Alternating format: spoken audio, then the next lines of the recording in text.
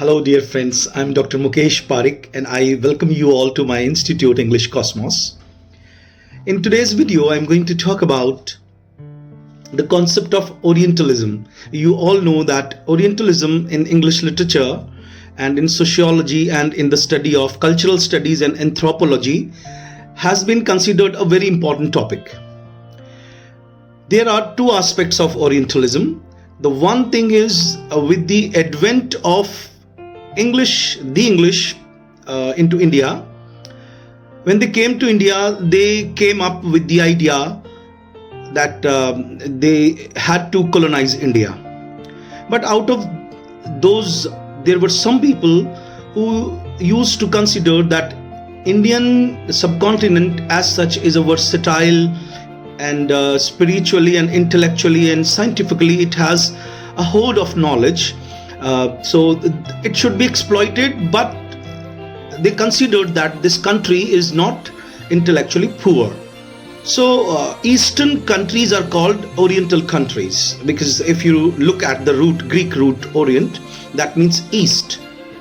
So from there the word got the fame that Orientalists are the people who followed in the favor of, or those who spoke in the favor of the Indian scriptures and Indian study system, education system, Indian knowledge system, etc.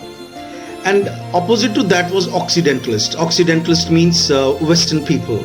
So those who considered that these are inferior people, these are savage people, and these had to be mastered over so that they can be morally, ethically, politically and intellectually be improved.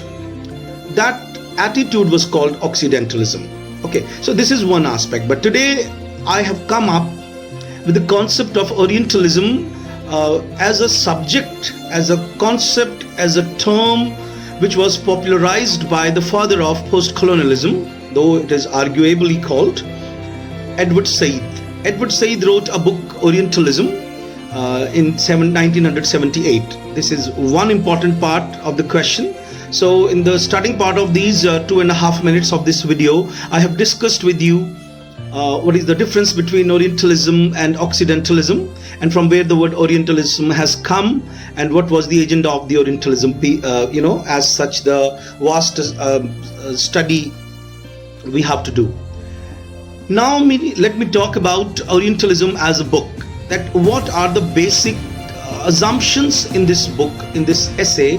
This essay is a book length essay actually, and Edward Said, one who was a Palestinian born American scholar, one who was bred and educated in America and was influenced by the concept of discourse by Michel Foucault and the concepts of the post-structuralism.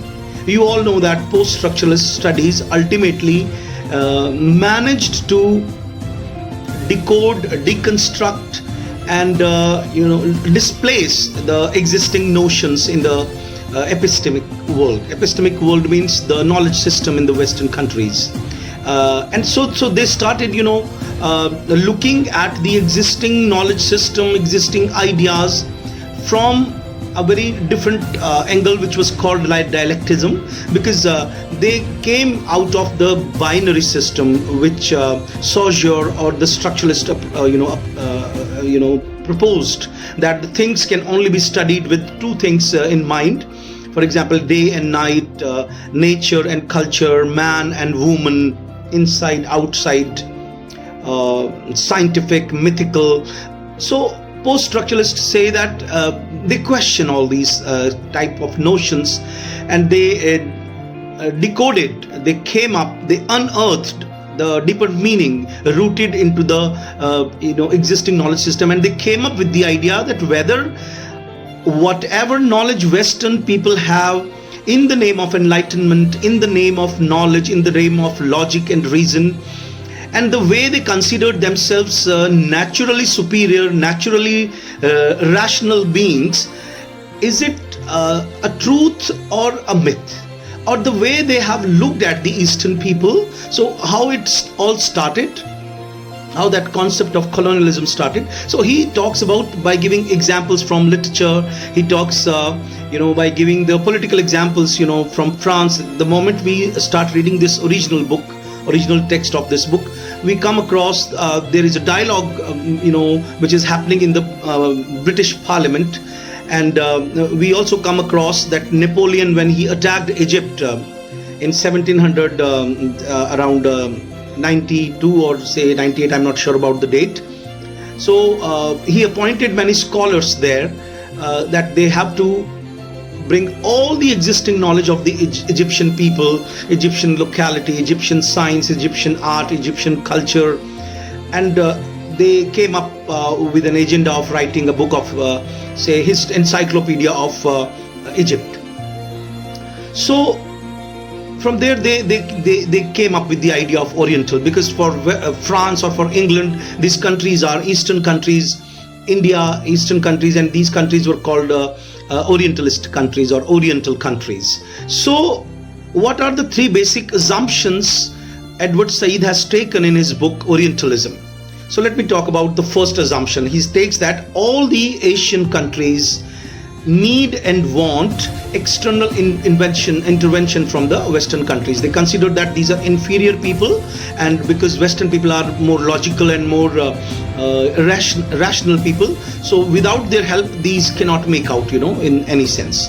The second assumption was that Asian countries are intrinsically inferior. So it is one and the same thing when they consider that without Western effort, without Western intervention, Eastern countries cannot cope with the modern knowledge system. It means they consider that they are intrinsically poor, inferior, morally, ethically, spiritually, intellectually weaker people. They were noble savage. The term I have taken from Dryden. And the third assumption was that the Orient, in inverted commas, or of Orientalism is an imagined version.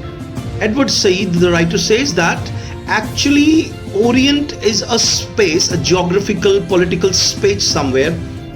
But Orientalism is a constructed idea, an imagined idea of the Western people, because everybody did not come to these Eastern countries. Somehow some scholars went there, some pilgrims went there. Pilgrims here means travelers went there. Some over enthusiastic people made to these countries, and when they or say the war soldiers, when they went there, and the moment they came back, they came up with their own erotic version, the exotic version of the Orient people.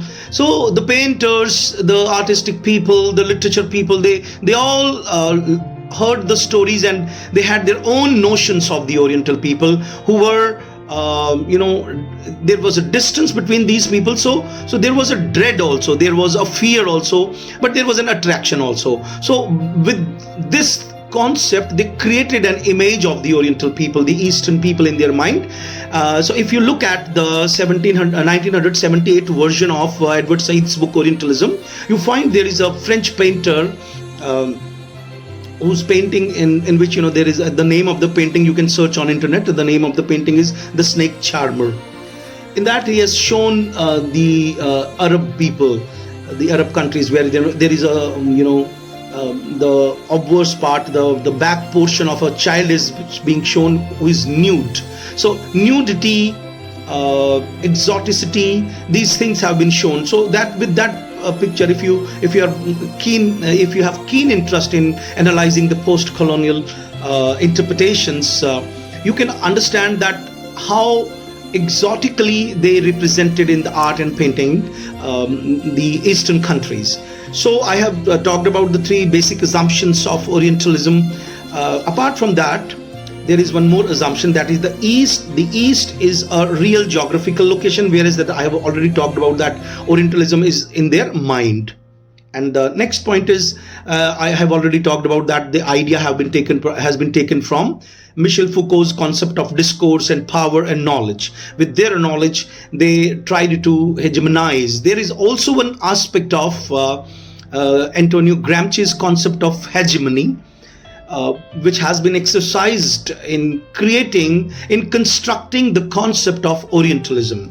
So I hope that this small video in which I have talked about Orientalism must have cleared the concept of Orientalism to many of my net students. If you have some questions, you may ask. Thank you very much.